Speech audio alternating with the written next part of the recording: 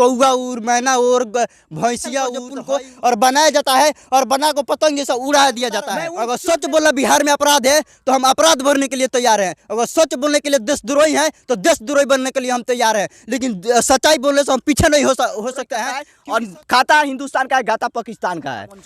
अब देखिए, अब हम आपसे बता रहे हैं, आपसे सवाल कर रहे हैं।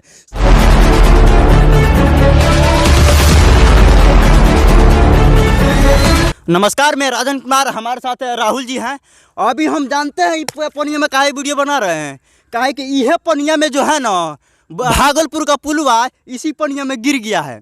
जो चीज़ जो सच्चाई दिखाते थे, किसी और का बात नहीं कर रहा हूँ, मनीष कश्यप का बात कर रहा हूँ। आज जो है उनको जेल के सलाखों में डाल दिया गया है।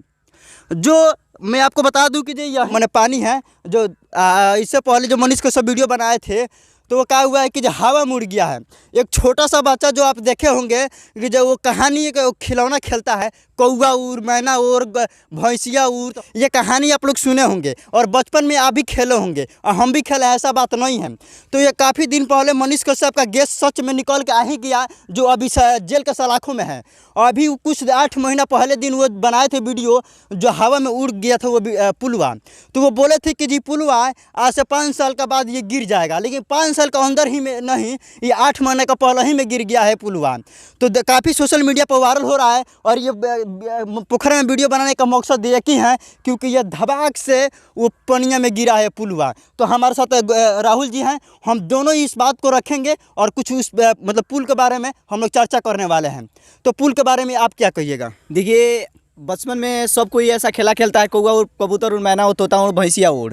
लेकिन बिहार के आजकल नेता इस खेल को खेल रहे हैं। हाँ। जानते हैं 1750 लगभग 1700 करोड़ का लागत के पुल का निर्माण किया जा रहा है। वह पुल ऐसे गिर जा रहा है जैसे कि पतंग है और न जाने किस तरह इंजीनियर, बिहार के सरकारी इंजीनियर और प्राइवेट कंपनी के हाथे ऐसे ऐसे नेता जो हमारे कंपनी को दे देते हैं बनाने के लिए, जो कंपनी जानते हैं इसके 8 महीने पत्र मात्र मनीष कश्यप आवाज उठाए थे उस पुल पर। लेकिन अभी तक बिहार सरकार और तेजस्वी सरकार कहां तक सोई थी कि मैं बिहार के जनता से पूछना चाहता हूं और पूछना चाहता हूं। और आप लोग बताइए कि अभी तक जांच कहां तक पहुंचा है?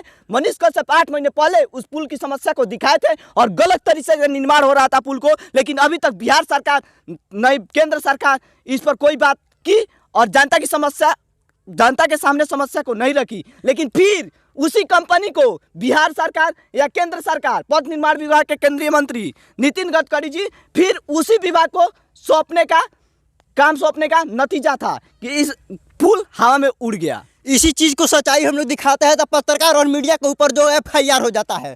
और मान के चलिए उस पर जो है पुल के बारे में बहुत सारा जांच भी हुआ है, लेकिन जांच करते हुए भी आज जो है पुल गिर गया है। और ये गरज का हम लोग इसलिए वीडियो बना रहे हैं कि जो पुलवा काफ़ी दिन पहले मनीष कश्यप पुलवा पर वीडियो बनाए थे और वो पुलवा 2 बार नहीं 3 बार गिर चुका है। और ये ऐसा नहीं दीजिएगा नीतीश कुमार जी और उप मुख्यमंत्री जी, इसलिए वीडियो बनाना पड़ रहा है ताकि जो बिहार में बहुत भ्रष्टाचार हो रहा है। जैसे लोग खिलौना लोग बच्चे नहीं खेलते हैं, वैसा ही खिलौना खेल कर जो पुल को और बनाया जाता है और बना को पतंग जैसा उड़ा दिया जाता है। मैं उन चोर नेताओं से पूछना चाहता हूं, किसी के बाप का पैसा नहीं है, आम जनता के, हमारे और हमारे पापा जी का और हमारे जैसे पिता जैसे गरीब मासूम लोगों का पैसा है। लेकिन समझ में नहीं आता है कि कैसे भ्रष्टाचार करता है सब। सीट के सत्ता के सिंहासन पर बैठकर ऐसे ऐसे नेताओं को हम लोग जिता देते हैं जो सत्ता के रूप धारण कर आम जनता की समस्या को नहीं सुनता है और ऐसे ऐसे आम जनता को फुसलाकर सीट पर बैठता है और न जाने किस तरह से भ्रष्टाचार करता है। आम जनता जिससे लाचार होती है। सत्ता पर बैठे लोगों का घर से पैसा आया है क्या? नहीं,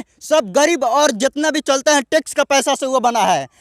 और जो गरीब के टैक्स का पैसा से जो खिलवाड़ किया जा रहा है हमें कुछ समझ में नहीं आ रहा है। और इसी चीज़ को लगातार, अगर सच बोलना बिहार में अपराध है तो हम अपराध भरने के लिए तैयार हैं। अगर सच बोलने के लिए देशद्रोही हैं तो देशद्रोही बनने के लिए हम तैयार हैं, लेकिन सच्चाई बोलने से हम पीछे नहीं हो सकते हैं, क्योंकि सच बोलने से हम भी जेल में मनीष कश्यप की तरह जेल में रहना चाहते हैं।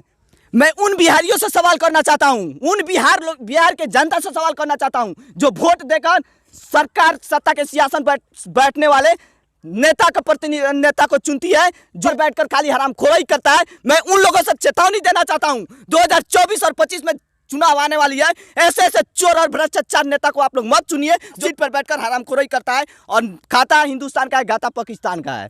जैसे बागेश्वर नाम के आप कहानी एक सुने होंगे, उनका नाम भी सुने होंगे, काफ़ी दुनिया में सोशल मीडिया पर वायरल रहते हैं। वैसा ही जैसे मतलब लोगों को भावना का बागेश्वर बाबा जानते हैं, और वैसा ही मनीष कश्यप जो इंजीनियर के कीड़ा है, जो भी काम करता है इंजीनियर उसका रलाई ऐसा ही नहीं करता है, और रलाई करता है इसलिए क्योंकि इंजीनियर के कीड़ा है और वो जानते हैं कि कौन कहाँ लगता है कहाँ नहीं लगता है, इसीलिए वो रलते थे और वो बताए देवी के उनका गैस आज सामने आ ही गया, मनीष कश्यप का सच निकल के आ ही गया। मैं पूरे बिहार के जनता से निवेदन करना चाहता हूं, आप लोग ऐसे ऐसे इंजीनियर, ऐसे ऐसे नेता को बहिष्कार कीजिए जो लिए खतरा बन चुका है और बिहार के लिए खतरा बन चुका है। और देखिए अब हम आपसे बता रहे हैं, आपसे सवाल कर रहे हैं, सवाल इसलिए कर रहा है पत्रकार को बनाया जा रहा है एनएसए का धारा यानी देशद्रोही। बताइए पत्रकार के ऊपर देशद्रोही FIR किया जाता है और नेता का है, नेता जो बोलते हैं भ्रष्टाचार करता है उनके ऊपर देशद्रोही का FIR नहीं होता है। ये सीधे सीधे पता चलता है कि क्योंकि जांच हुआ है उस पुल पर और पुल का जांच होने के बावजूद भी आज पुल गिर गया है।